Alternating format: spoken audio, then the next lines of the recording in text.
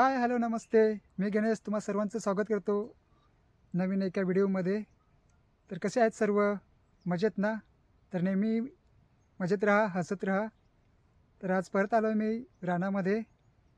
तर आज तुम्हाला मी एक गुणकारी औषध सांगणार आहे, जे काविलवरती आहे.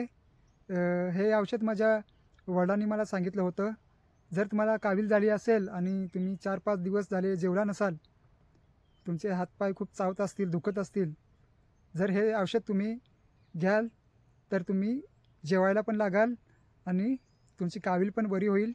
तर ते नेमकं औषध कोणतं आहे, चला तर आपण जाऊन पाहूया आणि तुम्हाला ते औषध मी दाखवतो.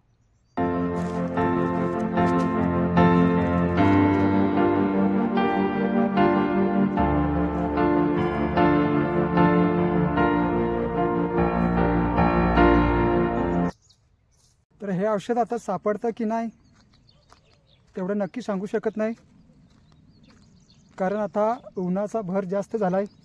ऊन खूप वाढलं आहे आणि उन्हाच्या दिवसामध्ये हे औषध कमी होतं. पावसाळ्यामध्ये हे औषध खूप येतं आणि रस्त्याच्या कडेलाच शक्यतो जास्त असतं हे औषध. तुम्ही शेतातील धुरोंडा पाहिला असेल, धुरोंडा आणि हे औषध सारखंच असतं, थोडा त्याच्यामध्ये फरक असतो. ते औषध जर आज मला सापडलं तर तुम्हाला दाखवतो मी त्याच्यामध्ये नेमका फरक काय असतो ते. फक्त आज मला ते भेटायला पाहिजे औषध. तर जाऊन बघतो आता भेटतंय की नाही. पुढे तुम्ही बघा, कंटिन्यू. करवंदीच्या झाडाला बघा किती छान फुलं आलं. आता थोड्या दिवसांनी करवंदही येतील. किती भारी वाटतात, पांढऱ्या कलरची फुलं आल्यात बघा.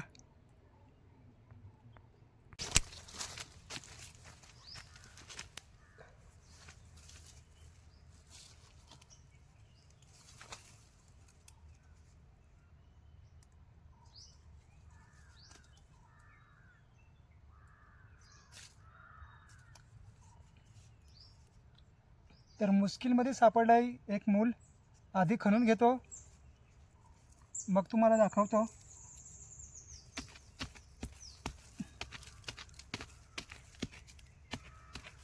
जागा पण खूप आता कडक झालाय, त्याच्यामुळे खणायला पण होत नाही.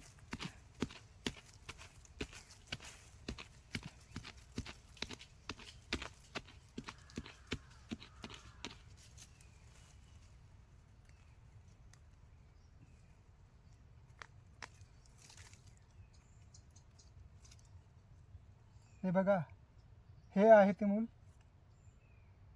तर मंडळी बघा, दोन्ही सारखेच दिसतात.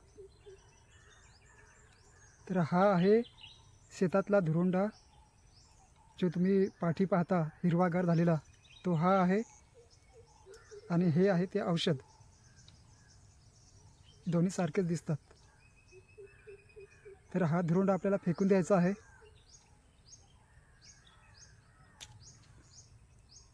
आणि हे आहे ते औषध. बघा, ही मुलं आहेत, कसे दिसतात बघा. कालसर आहेत आणि लहान पानं आहेत. तर ह्याची मुलं तुम्ही एक ठेचून प्यायची आहेत. एक 8-10 मुले ही गोलाकार, आणि याची मुलं तुम्ही ठेचून स्वच्छ पाण्याने घालून आणि पिऊ शकता. तुम्ही जेवला नसाल, 4-5 दिवस झाले, तुम्हाला कावील झाली असेल, तर हे औषध घ्या, तुमची कावील बरी होईल. आणि हे औषध आहे, हे 100% गुणकारी औषध आहे, जे माझ्या वडिलांनी मला सांगितलं होतं. त्यांच्याकडं पण हे औषध घ्यायला लोक यायची. याचं मला नाव माहिती नाही, पण तुम्हाला हे माहिती नसेल, जर तुम्हाला ओळखता आलं नाही, तर तुम्ही जुन्या माणसांना यांच्याकडून याची ओळख करून घ्या आणि मगच घ्या. आधी खात्री करा आणि मग घ्या. तर हेच ते औषध आहे कावीलवरती.